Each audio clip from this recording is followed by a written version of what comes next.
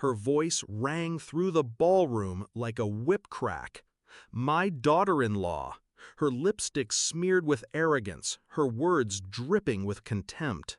And then my son, my only son, nodded beside her, his face blank, his voice colder than the champagne in his glass. "It's true, Mom, you're useless now." The room hushed, laughter strangled in throats. My hand tightened around the stem of my wine glass. For a moment I almost let the anger spill. Almost. But rage is a weapon best concealed. So I set the glass down gently, smiled, and said, "Then make your parents return the $2 million loan I gave them." The color drained from her face. She swayed, once, twice, then collapsed like a puppet with its strings cut. Gasps erupted, and I stood there, calm, collected, victorious. I wasn't always a tacky old woman. Once I was a widow raising a boy on my own, juggling 2 jobs, scraping every penny together to give him the life his father couldn't. I sacrificed sleep, comfort, and pride. I wore second-hand shoes so he could wear new ones. I skipped meals so he could eat well. When he introduced her to me, his golden-haired girl with a designer purse and a rehearsed smile, I swallowed my doubts. He loved her. That was enough. When her parents came to me, voices trembling, asking for help to protect their business reputation, I didn't hesitate. I handed them $2 million, my savings, my blood, my future. I thought I was securing my son's happiness. I was securing my own betrayal. It began with whispers, the way she sighed when I entered the room, the way my son's phone calls grew shorter. One night I heard them in the kitchen. "She's bitter and broke," she laughed. "She has nothing left to give," he answered. They thought I was asleep. They thought I was blind. But I saw, I heard, and I remembered.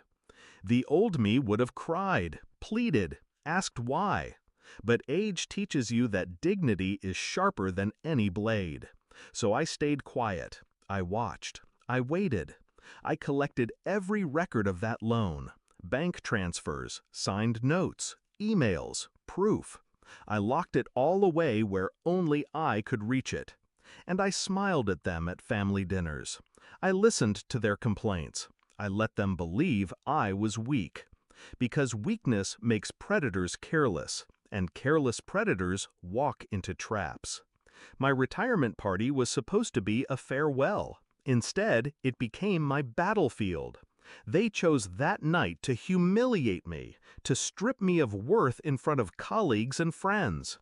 "Tacky old woman, you're just bitter because my parents have money," she shrieked. The hall went silent, glasses frozen mid-air. Then my son twisted the knife. "It's true, Mom, you're useless." And that's when I delivered my strike. "Then make your parents return the $2 million loan I gave them." The silence turned electric. Faces spun toward her parents. My colleague's eyes darted between me and them. Her body gave out. She fainted at the weight of my words. My son's voice cracked as he stammered, What are you talking about?" But I didn't answer him. I didn't need to. The evidence was ready. The witnesses were watching. The humiliation was complete. I walked to the microphone. My heels clicked against the marble floor. "My sons-in-laws," I announced, "owe me $2 million. Money I gave when they were drowning in debt. Money that kept their house standing and their reputation intact." The crowd gasped. Her parents froze like statues.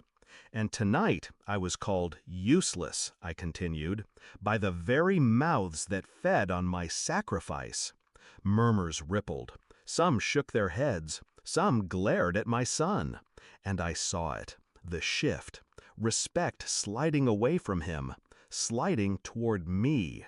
He tried to speak, but his wife's parents grabbed his arm, their faces white with terror. They knew the storm I had unleashed.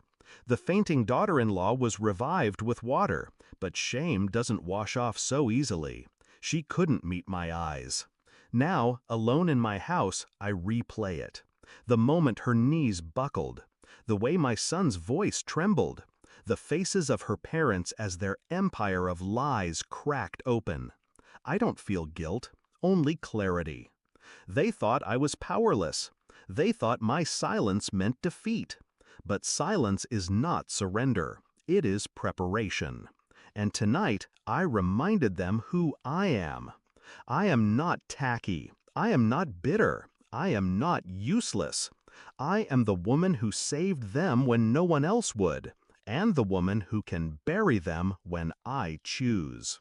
They will never forget it, and neither will I.